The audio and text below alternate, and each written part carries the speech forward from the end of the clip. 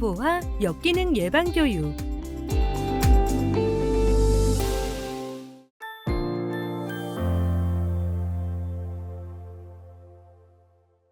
안녕하세요, 여러분. 스마트폰은 생활에 꼭 필요한 도구이기도 하지만요, 너무 오래 사용하거나 잘못 사용하면 우리에게 부정적인 영향을 줄 수도 있습니다. 또한 온라인 세상에서는 사이버 폭력이나 디지털 성범죄 같은 심각한 문제들도 일어날 수 있습니다. 그래서 이번 시간에는 이런 문제들을 어떻게 예방할 수 있을지, 그리고 스마트하게 디지털 세상을 살아가는 방법에 대해서 함께 생각해 보겠습니다. 여러분은 하루에 스마트폰을 얼마나 자주, 얼마나 오래 사용하시나요?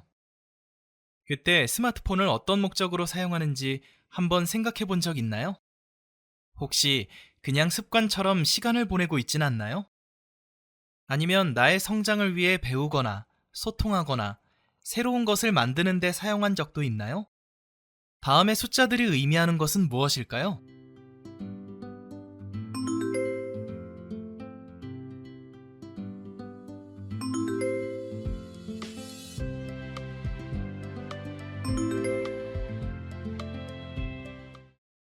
스마트폰을 주로 이용하는 상황 1위는 잠들기 전이라고 합니다.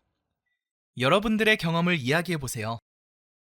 스마트폰 과의존이란 스마트폰을 너무 자주, 오랫동안 사용해서 스스로 사용을 조절하기 어려운 상태를 말합니다.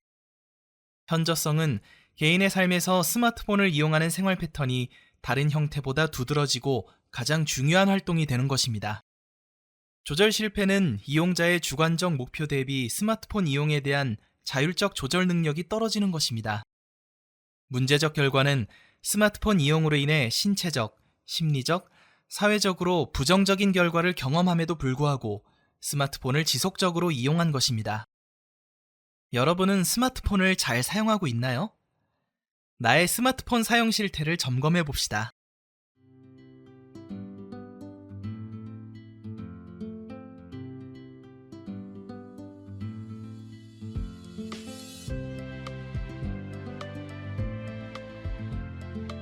전문가들은 스마트폰 이용 습관을 세 가지로 구분합니다. 첫째, 고위험 사용자군은 스마트폰 사용이 과도해 공부나 건강, 인간관계에 문제가 생긴 사람들입니다. 둘째, 잠재적 위험 사용자군은 아직 큰 문제는 없지만 사용이 늘면 위험해질 수 있는 사람들입니다. 셋째, 일반 사용자군은 필요할 때만 스마트폰을 사용하며 스스로 조절할 수 있는 사람들입니다. 어떤 단계에 있든 사용 시간을 줄이고 책을 읽거나 친구와 어울리면 건강한 디지털 습관을 만들 수 있습니다. 스마트폰을 오래 사용하면 다양한 건강 문제가 발생할 수 있습니다. 스마트폰을 오래 사용하면 우리 몸에도 변화가 생길 수 있다는 사실 알고 있나요? 먼저 뇌가 더 강한 자극에만 반응하게 되는 팝콘 브레인, 기억력과 계산 능력이 떨어지는 디지털 치매가 생길 수 있습니다. 또 화면을 오래 바라보면 눈이 건조하고 피로해지는 안구 건조증이 생기고 한 손으로 오래 잡거나 같은 자세를 유지하면 손목이 저리거나 아픈 손목 터널 증후군이 나타날 수 있습니다. 이어폰을 큰 소리로 오래 들으면 소음성 난청, 고개를 숙인 채로 오랜 시간 스마트폰을 보면 거북목 증후군이 생길 수도 있고 허리 모양이 변할 수도 있어요. 그리고 지나친 스마트폰 사용은 마음을 병들게도 합니다. 스마트폰에 과의존되면 스마트폰을 잠깐만 못 봐도 마음이 불안하고 초조해집니다. 게임이 잘 안 되거나 댓글이 마음에 들지 않으면 쉽게 화가 나고 짜증이 나기도 하지요. 스마트폰을 계속 보다 보면 몸을 움직일 시간도 친구를 만날 시간도 줄어들기 때문에 재미있던 일에도 흥미가 없어지고 기분이 자주 가라앉게 됩니다. 그리고 스마트폰에 지나치게 의존하면 친구나 가족과 대화하는 시간이 줄어듭니다. 얼굴을 마주보고 이야기하는 것이 어색해지고 친구 관계가 멀어지는 경우도 생깁니다. 지금까지 스마트폰 과의존이 무엇인지, 그리고 조심하지 않으면 어떤 문제가 생길 수 있는지도 함께 알아봤습니다. 스마트폰은 우리에게 꼭 필요한 도구이지만 학생인 우리가 스스로 조절하고 이끌 때 비로소 가장 빛나는 도구가 됩니다. 그래서 지금부터 자율적으로 나의 성장을 돕기 위한 스마트폰 사용법에 대해서 알아보겠습니다. 첫 번째, 내 기기는 내가 관리합니다. 다른 친구에게 충전을 부탁하지 않고 잃어버리지 않도록 잘 관리합니다. 두 번째, 스마트 기기 사용 시간을 스스로 관리합니다. 수업 시간 및 개인 학습에 활용하는 방식과 사용 시간을 스스로 점검합니다. 세 번째, 스마트 기기를 바른 자세로 사용합니다. 잘못된 자세로 오랜 시간 사용하면 건강을 해칠 수 있습니다. 네 번째, 사전 허락 없이 친구의 스마트 기기 사용하지 않습니다. 허락 없이 사용하는 경우 파손, 분실 등의 분쟁이 발생할 수 있습니다. 다섯 번째, 온라인에서 타인의 인격 및 사생활을 존중합니다. 다른 친구의 게시물에 욕설과 비방 댓글을 남기지 않고 동의 없이 사진이나 영상을 올리지 않습니다. 여섯 번째, 스마트 기기의 보안 설정을 강화합니다. 자리를 비울 때는 화면을 잠금 상태로 하고 비밀번호도 정기적으로 변경합니다. 일곱 번째, 스마트 기기의 카메라를 활용할 경우 상대방의 동의 및 허가를 미리 구합니다. 인물 식별이 가능한 사진이나 동영상을 촬영하는 경우 개인정보 보호 정책을 준수해야 합니다.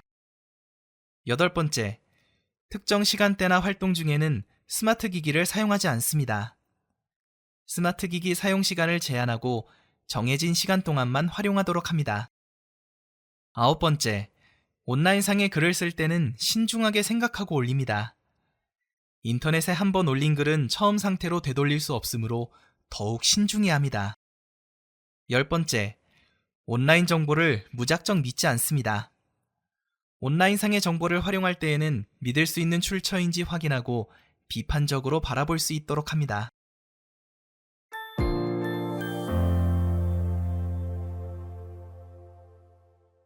우린 친구니까 장난으로 톡 쳤다. 톡톡 치고 톡톡톡 치고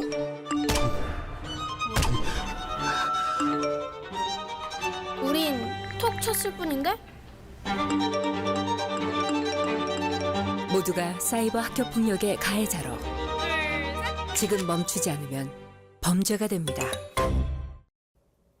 우리는 하루에도 수십 번 스마트폰을 들여다보며 친구들과 대화하고 영상을 보고 사진을 공유합니다.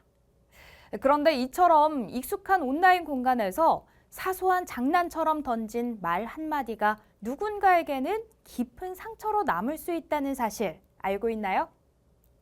사이버 폭력은 단순히 삭제되는 메시지가 아닌 마음속에 지울 수 없는 상처로 남기도 합니다. 오늘 이 영상을 통해서 사이버 폭력이 어떤 모습으로 나타나는지 함께 살펴보고 우리가 어떻게 예방하고 따뜻하게 소통할 수 있을지 생각해 보겠습니다. 실제로 일어날 수 있는 사이버 폭력 사례들을 함께 살펴보겠습니다.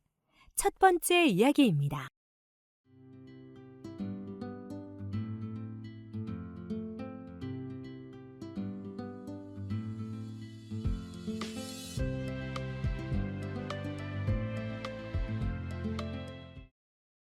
여러분, 이 상황은 어떤가요?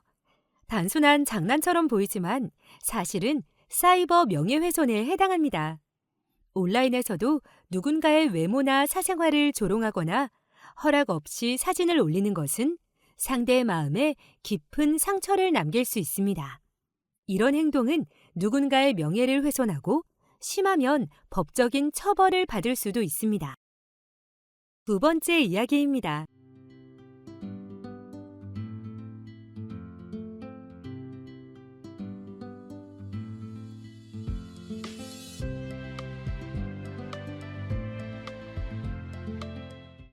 이 장면, 여러분은 어떤 상황이라고 생각하나요? 바로 사이버 갈취에 해당하는 행동입니다. 온라인에서 돈이나 물건을 요구하거나 거짓말로 다른 사람에게서 이익을 얻는 것은 명백한 범죄입니다. 인터넷이니까 괜찮겠지 하는 생각은 절대 금물이에요. 서로를 속이거나 이용하는 행동은 결국 신뢰를 잃게 만들고 법적인 처벌을 받을 수도 있습니다. 세 번째 이야기입니다.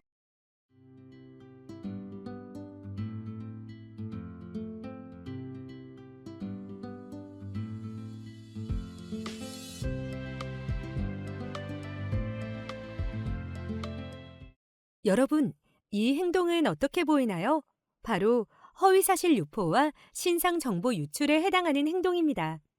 사실이 아닌 이야기를 퍼뜨리거나 다른 사람의 개인정보를 공개하는 것은 단순한 장난이 아니라 사이버 폭력입니다. 온라인에서도 서로의 개인정보와 명예는 꼭 존중해야 합니다. 여러분, 지금 본 사례들은 모두 사이버 폭력에 해당합니다. 사이버 폭력이란 인터넷이나 스마트폰을 이용해 친구를 괴롭히거나 따돌리고 마음이나 생활에 피해를 주는 행동을 말합니다.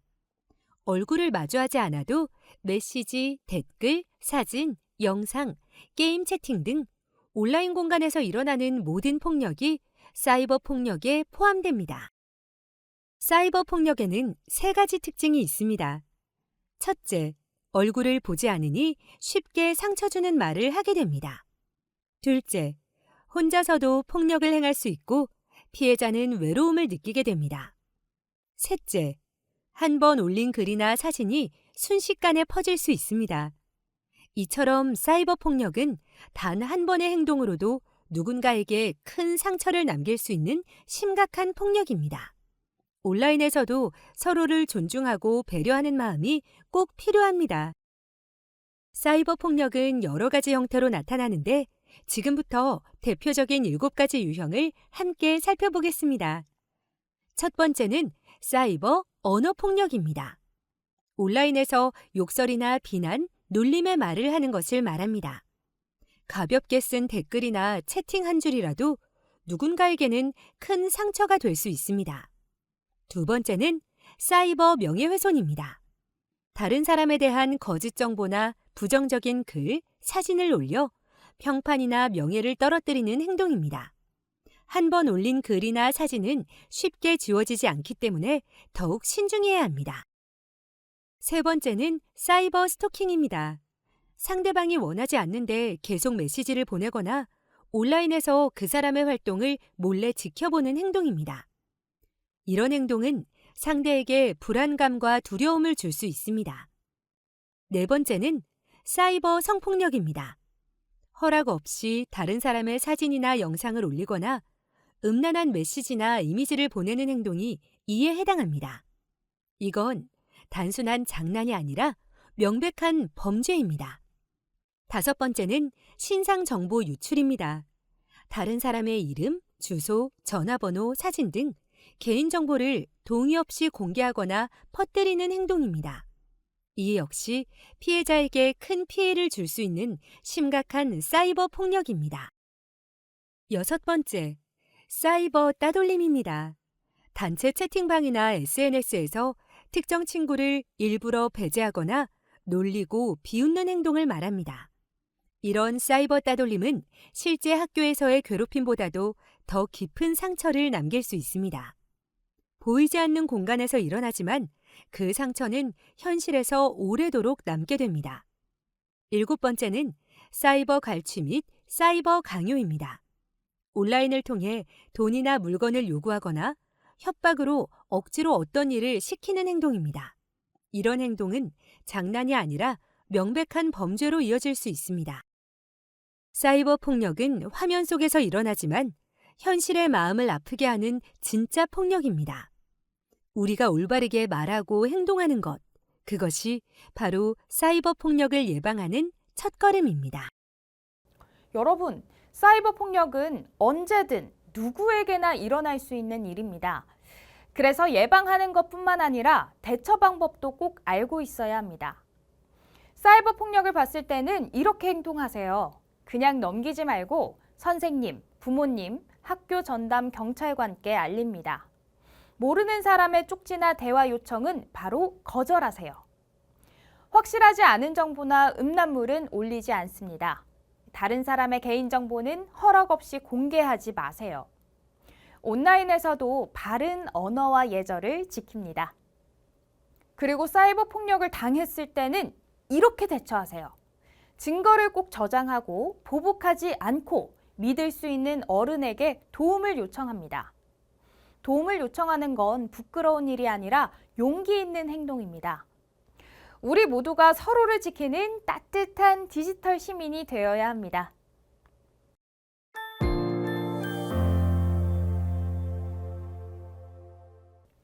여러분, 스마트폰과 인터넷은 우리 삶을 편리하게 해주지만 잘못 쓰이면 누군가의 안전과 존엄을 해칠 수 있습니다.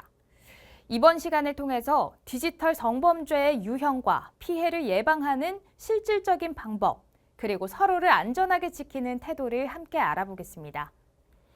디지털 성범죄는 스마트폰이나 인터넷 같은 디지털 환경에서 일어나는 성 관련 범죄를 말합니다. 예를 들어서 누군가의 신체나 사생활을 몰래 촬영하거나 그 사진이나 영상을 온라인에 유포하고 소비하는 행동이 모두 디지털 성범죄에 해당합니다. 단 한 번의 클릭으로도 누군가에게 큰 상처를 줄 수 있습니다. 올바른 판단과 책임 있는 행동이 무엇보다 중요합니다.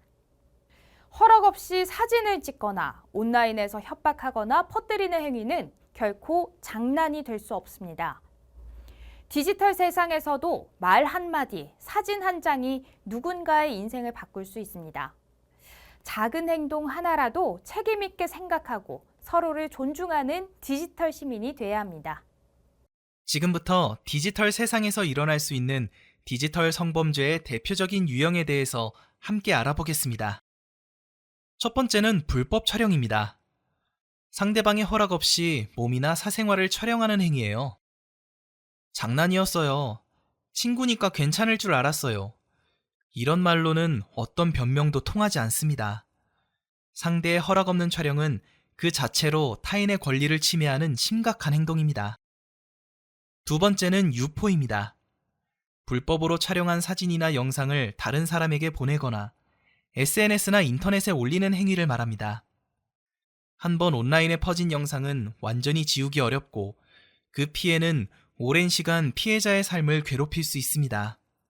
가벼운 호기심이나 장난으로 올린 행동이 누군가에게는 평생의 상처가 될 수 있다는 것을 꼭 기억해야 합니다. 세 번째는 유포 협박입니다.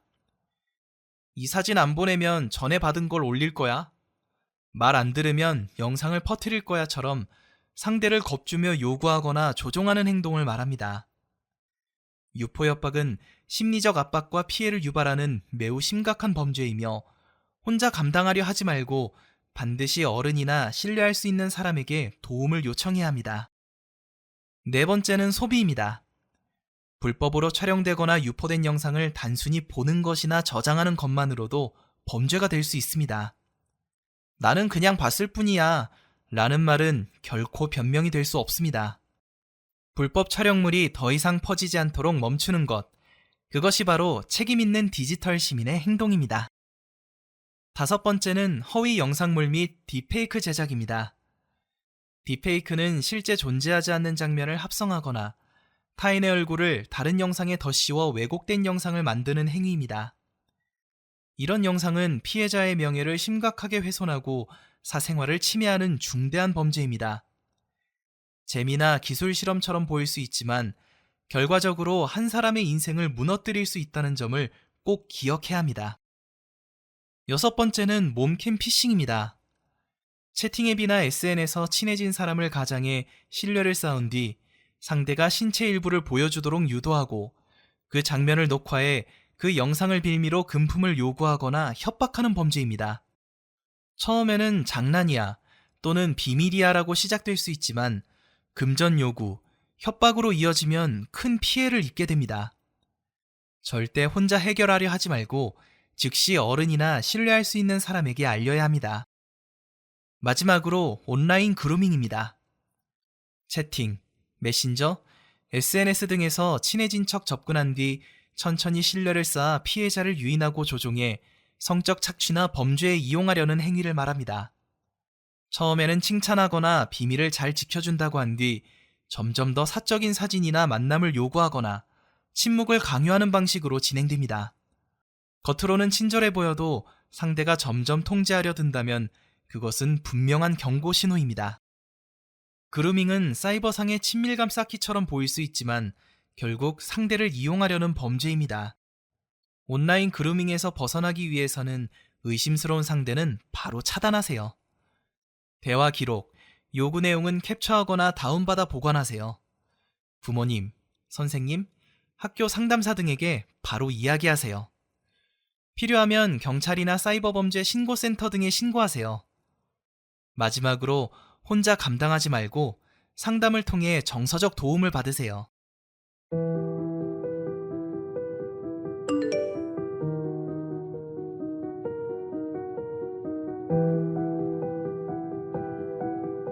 여러분, 만약 이런 상황이 실제로 일어난다면 여러분은 어떻게 대처하겠습니까? 그냥 모른 척 할 건가요? 아니면 적극적으로 도움을 요청할 건가요? 지금부터 함께 올바른 대응 방법에 대해 생각해 봅시다. 개인정보는 절대 알려주지 마세요. 보상 제한은 함정입니다. 거절하세요. 모르는 사람과 메신저를 추가하지 않습니다. 부모님 몰래 오프라인 만남은 절대 하지 않습니다. 사진, 영상 요구는 불법입니다. 즉시 차단하고 신고하세요. 돈을 보내지 마세요. 위협받으면 바로 어른에게 알리고 신고하세요. 도움을 요청하세요. 지금까지 살펴본 것처럼 디지털 성범죄는 결코 가볍게 넘길 수 있는 문제가 아닙니다. 그리고 이런 범죄에는 다음과 같이 강력한 법적 처벌이 따릅니다.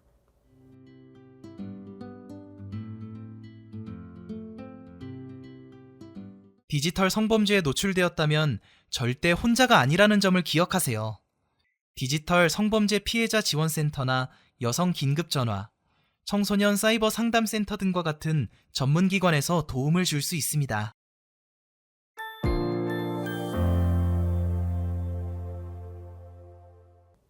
여러분의 장래희망은 무엇인가요? 요즘 유튜버나 게임 스트리머처럼 크리에이터를 꿈꾸는 학생들이 많습니다. 나만의 콘텐츠로 즐거움을 주는 일은 멋지지만요. 누군가를 불편하게 하거나 상처 주는 콘텐츠는 올바르지 않습니다. 오늘은 크리에이터가 꼭 지켜야 할 디지털 윤리, 즉 초상권, 저작권, 개인정보 보호, 청소년 유해 매체물까지 함께 알아보겠습니다.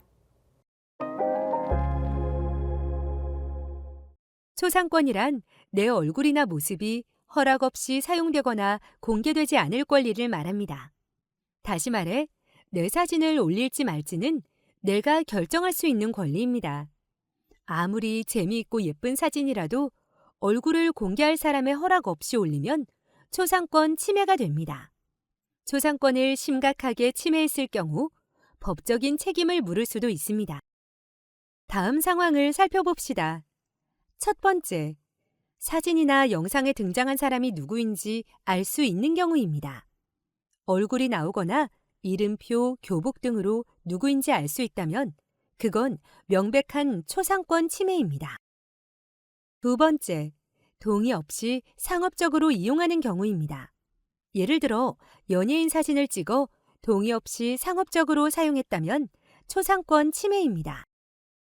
세 번째, 동의한 내용과 다르게 사용하는 경우입니다.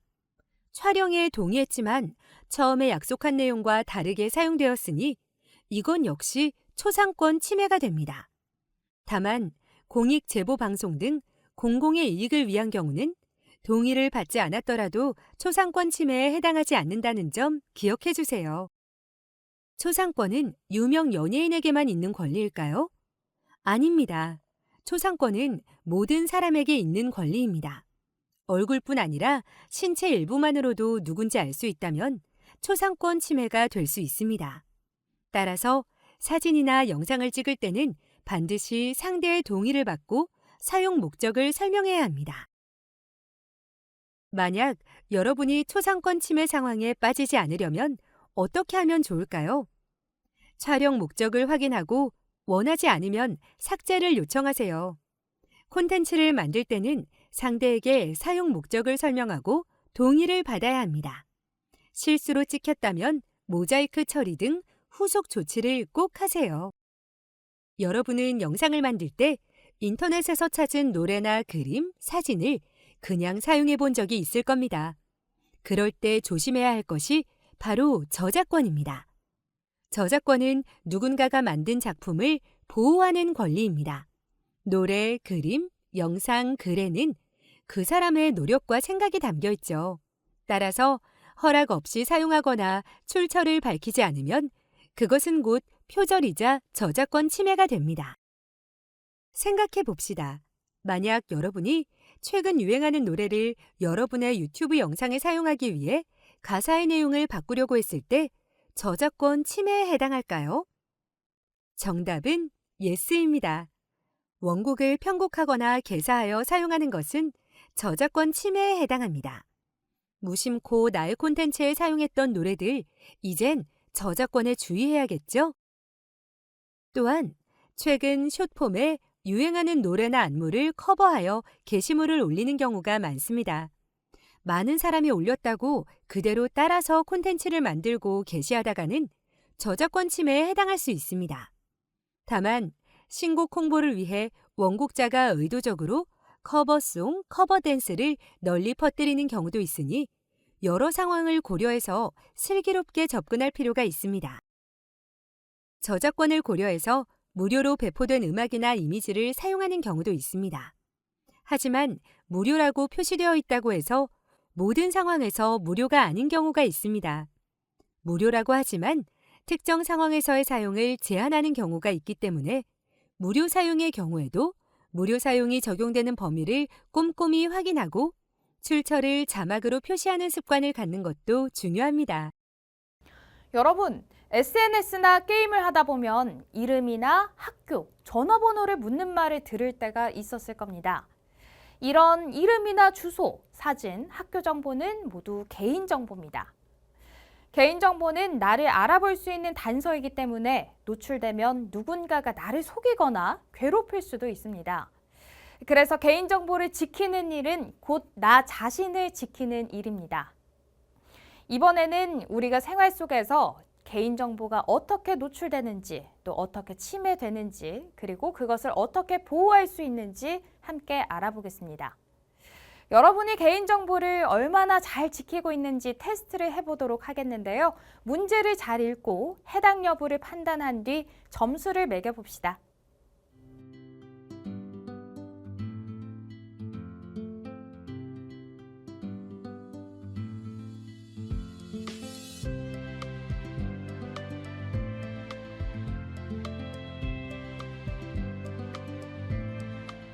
점검이 끝났나요? 자기 점수에 따른 개인정보 인식 수준은 다음과 같습니다. 점수가 낮다면 걱정하지 말고 다음 내용을 잘 기억하고 실천하면 소중한 개인정보를 잘 지킬 수 있습니다. 이처럼 개인정보는 때에 따라 나를 괴롭히는 수단이 될 수 있습니다. 그래서 온라인 세상에서는 나를 지키는 습관이 꼭 필요합니다.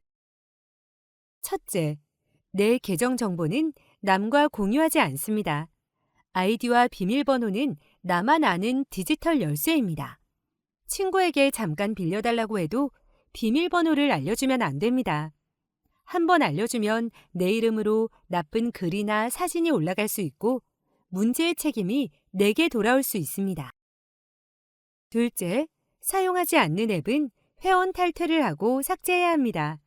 여러분이 사용하는 앱 안에는 여러분의 이름, 아이디, 사진, 위치 정보 같은 개인정보가 남아있을 수 있습니다. 오래된 앱이 해킹당하거나 정보가 유출되면 여러분의 개인정보도 함께 새어나갈 위험이 있습니다. 그래서 더 이상 사용하지 않는 앱은 꼭 회원 탈퇴를 한 뒤 삭제하는 것이 안전합니다. 셋째, 의심스러운 링크는 절대 클릭하지 않습니다. 당첨을 축하합니다. 이 영상을 꼭 봐야 해요. 같은 문구가 있더라도 개인정보를 빼내거나 휴대폰을 해킹하는 위험한 링크일 수 있습니다. 모르는 사람의 메시지나 수상한 링크는 누르지 말고 바로 삭제하세요. 넷째, 게시글이나 댓글, 사진, 동영상을 올리기 전에 개인정보가 들어있지는 않은지 꼭 확인해야 합니다. 온라인에 한번 올린 내용은 다른 사람이 저장하거나 공유할 수 있어서 완전히 지우기 어렵습니다. 그래서 올리기 전에 잠시 멈추고 생각해 보세요. 무심코 올린 작은 정보 하나하나가 모이면 누군가가 나를 알아내거나 위치를 추측할 수도 있습니다. 다섯째, 라이브 방송에서는 주변 사람의 얼굴이나 위치가 보이지 않게 조심합니다. 실시간 방송 내용은 금방 퍼지고 지우기 어려우니 사람의 얼굴이나 학교 간판 등 위치를 알 수 있는 요소가 화면에 나오지 않도록 카메라 각도를 확인하거나 가상 배경을 사용하세요. 여섯째, 택배 송장과 영수증은 버리기 전 꼭 확인합니다. 운송장에는 이름, 주소, 전화번호가, 영수증에는 결제 정보가 남아있어 그대로 버리면 개인정보가 유출될 수 있습니다. 한 번 더 살피는 습관, 그것이 생활 속 개인정보 보호의 시작입니다. 만약 나의 개인정보가 침해되었다고 생각할 때, 그리고 개인정보에 대해 문제가 생겼다면 국번 없이 무료 전화 118 상담센터에서 도움을 받을 수 있습니다. 여러분은 인터넷과 유튜브, SNS, 게임을 통해 많은 영상을 보고 글을 읽습니다. 하지만 그 중에는 폭력적이거나 선정적이고 거짓된 내용처럼 해로운 것도 있습니다. 이런 것을 청소년 유해 매체물이라 하며 자주 보면 잘못된 말과 행동을 따라하게 될 수도 있습니다. 지금부터 어떤 것이 유해 매체물인지, 그리고 스스로 안전하게 콘텐츠를 선택하는 방법을 알아보겠습니다. 사례로 알아보겠습니다. 초등학교 4학년 학생이 본인의 나이 제한을 넘어서는 게임에 대한 콘텐츠를 다룰 때 문제가 될까요? 정답은 문제가 된다입니다. 자신의 나이 제한을 넘는 게임을 직접 이용하거나 영상으로 만드는 것은 모두 부적절하며 교육적으로도 법적으로도 문제가 될 수 있습니다. 대신 자신의 나이에 맞는 게임을 선택하고 그 안에서 배운 점이나 친구와의 협력 장면을 담는다면 건전하고 멋진 크리에이터가 될 수 있습니다. 두 번째 사례입니다. 흡연의 원리에 대한 정보 전달 콘텐츠를 제작해도 문제가 될까요? 이번에도 정답은 문제가 된다입니다. 흡연은 대부분은 플랫폼에서 청소년 유해 매체물로 지정하여 제한하고 있습니다. 따라서 폭력, 절도, 음주, 흡연, 마약 등과 같은 유해한 주제로 콘텐츠를 제작, 게시한다면 사안에 따라 법적 처벌도 받을 수 있습니다. 그렇다면 앞서 언급한 위험한 콘텐츠를 다루는 방송을 보게 되었을 때는 어떻게 해야 할까요? 첫째, 바로 시청을 멈춥니다. 둘째, 해당 영상에 대해 보호자와 이야기하고 도움을 받습니다. 셋째, 신고하기 기능을 이용해서 해당 영상을 적극적으로 신고함으로써 타인에게 더 이상 노출되지 않도록 합니다. 신고는 다음과 같은 방법을 활용할 수 있습니다. 먼저 영상이 올라온 플랫폼의 신고 기능을 이용하고 방송통신심의위원회 신고 사이트나 경찰청 사이버 신고 시스템을 통해서도 신고할 수 있습니다. 인터넷 세상은 우리가 함께 만들어가는 공간입니다.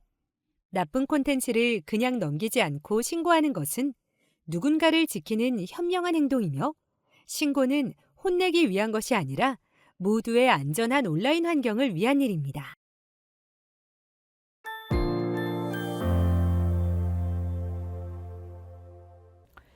요즘 뉴스나 SNS를 보면 인공지능, AI라는 말을 자주 들을 수 있습니다. 인공지능은 사람의 일을 도와주고 생활을 훨씬 편리하게 만들어주는 기술이죠. AI 스피커, 번역기, 자율주행 자동차 등 다양한 분야에서 활용되고 있습니다. 하지만 인공지능이 항상 좋은 결과만 가져오는 건 아닙니다. AI를 이용해서 가짜 뉴스를 만들거나 딥페이크 영상처럼 사실을 왜곡하는 일도 생기고 있습니다.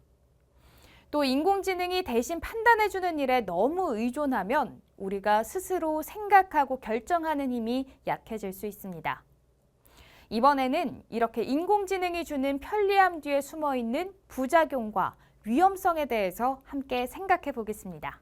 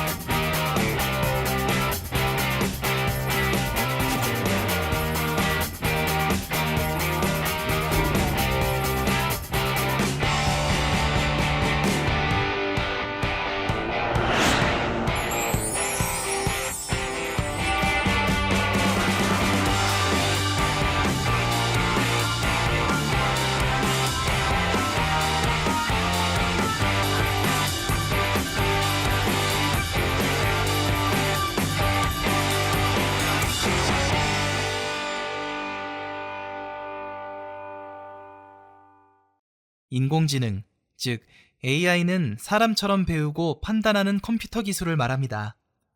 사진, 글, 소리 등 많은 데이터를 스스로 분석하면서 패턴과 규칙을 찾아내고 그 결과를 바탕으로 새로운 문제를 해결합니다.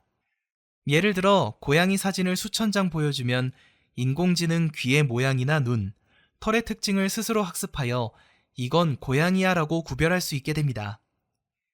이처럼 인공지능은 데이터를 통해 학습하고 추론하며 판단하는 과정을 거쳐 점점 더 발전하는 똑똑한 기술입니다. 인공지능은 매우 똑똑한 기술이지만 그렇다고 해서 항상 완벽한 것은 아닙니다. 왜냐하면 AI는 스스로 생각하는 존재가 아니라 사람이 만든 데이터를 바탕으로 배우기 때문입니다. 즉, 사람이 제공한 자료에 따라 잘못된 정보를 학습하거나 편향된 판단을 내릴 수도 있습니다. 그럼 실제로 어떤 문제가 생길 수 있는지 사례를 통해 함께 살펴보겠습니다. 학생과 자연스럽게 대화할 수 있도록 만들어진 AI 챗봇 이루다는 한때 사회적으로 큰 논란이 되었습니다. 이루다가 사람들과의 대화 중에 장애인, 성소수자, 인종 등에 대한 차별적인 발언을 한 것입니다. 이러한 문제는 이루다가 사람들의 실제 대화 데이터를 그대로 학습했기 때문입니다. 그 안에는 올바르지 않은 표현이나 편견이 섞여 있었고 AI는 그것을 그대로 따라 배운 것입니다. 이 사례는 인공지능이 데이터의 영향을 그대로 받는다는 점, 그리고 사람의 가치관과 윤리가 얼마나 중요한지를 잘 보여줍니다. 2016년 마이크로소프트가 만든 챗봇 테이는 트위터에서 사람들과 대화를 나누며 스스로 배우도록 만들어졌습니다. 하지만 서비스가 시작된 지 단 16시간 만에 중단되고 말았습니다. 그 이유는 테이가 사람들에게서 잘못된 표현과 인종차별적인 말을 배우기 시작했기 때문입니다. 이 사례는 인공지능이 누구에게 어떤 데이터를 배우느냐에 따라 잘못된 판단을 내릴 수 있다는 점을 보여줍니다. 프랑스의 건강 관련 AI 기업 나블라는 의료 상담을 돕는 챗봇을 시험 운영했습니다. 그런데 실험 도중 한 모의 환자가 저는 자살해야 할까요? 라고 묻자 이 챗봇이 네, 그렇게 해야 할 것 같아요 라고 답하는 일이 있었습니다. 이것은 단순한 실수가 아니라 생명과 관련된 매우 위험한 조언이었습니다. 이 사례는 인공지능이 인간의 감정과 상황을 충분히 이해하지 못할 때 얼마나 심각한 결과를 낳을 수 있는지를 보여줍니다. 앞의 사례들을 통해 우리는 인공지능에 대해 3가지 중요한 사실을 알 수 있습니다. 첫째, 인공지능은 사람처럼 생각하거나 느끼는 존재가 아니라 주어진 데이터를 바탕으로 판단하는 기술이라는 점입니다. 둘째, 학습한 자료에 잘못된 정보나 편견이 포함되어 있다면 인공지능 역시 틀린 판단을 내릴 수 있습니다. 셋째, 따라서 우리는 인공지능을 사용할 때 결과를 그대로 믿기보다 그 판단이 올바른지 한 번 더 검토해야 합니다. 이것이 바로 인공지능 시대에 필요한 비판적 사고와 책임 있는 활용 태도입니다. 인공지능은 많은 정보를 학습하며 점점 더 똑똑해지지만 그 안에는 때때로 편견이나 한쪽으로 치우친 생각이 섞여 있을 수도 있습니다. 따라서 인공지능이 항상 바르고 공정하게 작동하기 위해서는 우리 모두의 노력이 필요합니다. 우선 인공지능이 차별적이거나 부적절한 말을 할 때는 그냥 넘어가지 말고 그 사실을 관련 기업이나 기관에 알려야 합니다. 또한 우리가 인공지능의 데이터를 입력할 때는 편견이 담기지 않도록 주의해야 합니다. 인공지능은 어디까지나 사람을 돕는 도구입니다. 결국 생각하고 판단하며 책임지는 존재는 사람이라는 점을 잊지 말아야 합니다. 인공지능을 활용하면 일을 훨씬 더 빠르고 효율적으로 처리할 수 있습니다. 또한 복잡한 문제를 해결하거나 새로운 아이디어를 떠올리는 데에도 큰 도움이 됩니다. 이처럼 인공지능은 여러 분야에서 혁신과 변화를 이끌며 사람들의 삶을 더욱 편리하게 만들고 있습니다. 뿐만 아니라 인공지능을 연구하고 다루는 새로운 직업들도 생겨나고 있어 미래 사회의 중요한 일자리로 주목받고 있습니다. 하지만 인공지능에는 밝은 면만 있는 것은 아닙니다. 편리함에만 의존하다 보면 스스로 생각하고 판단하는 능력이 점점 약해질 수 있습니다. 또한 잘못된 데이터를 학습한 인공지능은 차별적 발언이나 거짓 정보, 혐오 표현을 할 수도 있습니다. 게다가 인공지능이 만든 콘텐츠가 다른 사람의 저작물을 무단으로 사용하면서 저작권 침해 문제가 발생하기도 합니다. 그리고 인공지능이 만든 허위 정보로 인해 타인의 명예를 훼손하게 될 수도 있습니다. 인공지능의 환각 현상으로 인해 잘못된 데이터로 결과물을 만들 수 있습니다. 인공지능은 멋진 도구이지만 잘못 쓰이면 사람에게 혼란을 줄 수 있으며 이런 경우 심각한 범죄로 처벌받을 수 있습니다. 이처럼 인공지능은 올바르게 사용하지 않으면 새로운 사회적 문제를 만들 수도 있습니다. 지금까지 인공지능의 여러 가지 문제점에 대해서 알아봤습니다. 인공지능 기술이 편리해지고 점차 영향력이 커지는 만큼 다양한 사회적 문제가 발생할 수 있는데요. 따라서 우리는 인공지능을 사용할 때 항상 조심하고 생각하며 책임감 있게 행동해야 합니다. 여러분 한 사람의 노력이 우리 모두를 지키는 첫걸음이라는 점 꼭 기억하시기 바랍니다. 이것으로 정보화 역기능 예방 교육을 마치겠습니다. 수고하셨습니다.